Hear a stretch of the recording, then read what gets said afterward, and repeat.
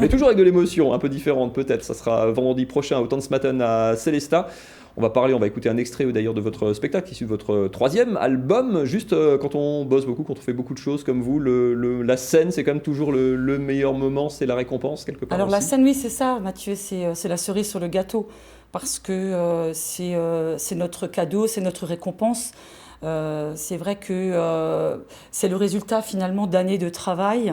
Moi, je fais la production, la communication, la diffusion, la commercialisation, l'administration.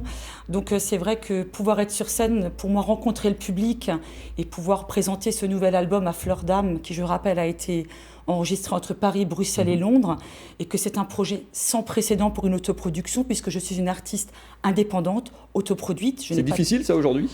C'est presque nécessaire. Il y a très peu d'artistes qui sont signés maintenant. Donc c'est un petit peu le combat des artistes indépendants. On a vraiment plus beaucoup de solutions de trouver par nous-mêmes, par notre travail, par notre motivation, par notre passion. C'est ça qui nous anime. Et il y a beaucoup d'artistes maintenant qui sont obligés, comme moi, de faire par eux-mêmes. Allez, on va regarder ce que ça donne, histoire de donner envie aux gens. Regardez ça, c'était le même spectacle, mais à l'Eden, à Sausheim. Voilà, c'est il y a quelques semaines. Regarde. En mars. Ma vie, ma vie, ma vie, ma vie en rose. Ma vie, ma vie, ma vie, ma vie en rose. Ma vie, ma vie, ma vie, ma vie en rose. Ma vie, ma vie, ma vie, ma vie en rose. C'est votre univers, plutôt chanson française, plutôt swing, un peu jazz, un peu tout ça ? De la chanson française, puriste, voilà. Je persiste et signe, je suis auteure de ce nouvel album, 100% auteure et co-compositrice. J'ai travaillé avec Grégory Hott, notamment, qui est directeur musical du projet. Pour moi, la chanson française, la langue, et donner ses émotions par sa propre écriture, c'est un combat depuis 26 ans.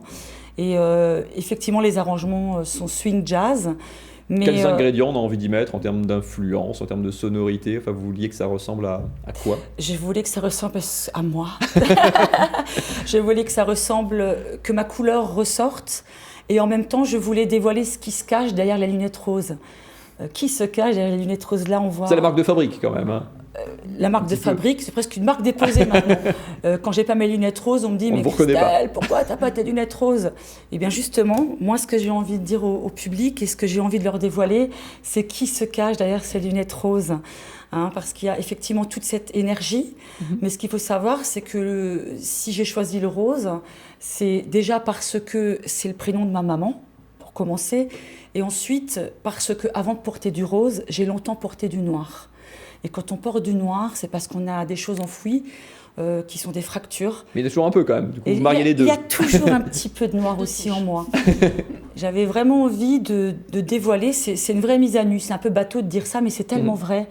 Une mise à nu dans le sens propre et dans le sens figuré, puisque sur la pochette, sur la pochette, on peut montrer. Voilà, on voit la pochette un petit peu nu, mais en body painting. Toute la com, c'est un body painting, c'est 17 heures de shooting, c'est une vraie mise à nu. Pour moi, c'était pas évident.